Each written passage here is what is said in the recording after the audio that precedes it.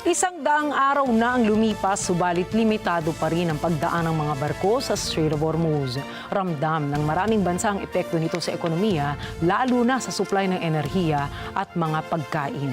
Lisa Anselmo para sa detalye. Nananatiling restricted ang daloy ng trapiko sa Strait of Hormuz.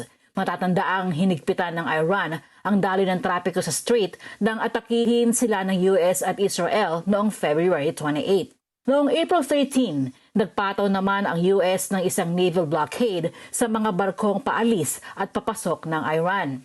Bunsod ng labanan, sadyang bumagal na ang trapiko ng komersyo sa strait kumpara sa antas ng daloy dito bago ang giyera. Ayon sa mga report, wala pa ni isang malaking commercial vessel ang makatawid sa Strait of Hormuz matapos ang pinakabagong mga pag-atake.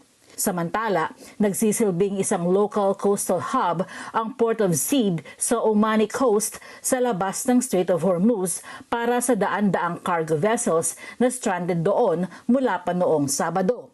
Nasa 20,000 sailors ang stranded ng ilang linggo sa mga barkong nakaangkla sa port. Umaasa sila sa speedboat para dalhan ng pang-araw-araw na mga pangangailangan. Sumirit na rin ang insurance premiums para sa tankers malapit sa strait dahil sa kasalukuyang labanan. Ayon sa ilang global shipping monitoring agencies, ilan sa mga barkong nasa paligid ng strait ang nagpatay na ng kanilang automatic identification system transponders para maiwasan ang banta sa seguridad. Bagay na nagpapahirap sa pagtiyak sa tunay na sitwasyon ng trapiko doon. Lisa Anselmo, Net25 Americas para sa mata ng Aguila International. Trusted, connected, on point.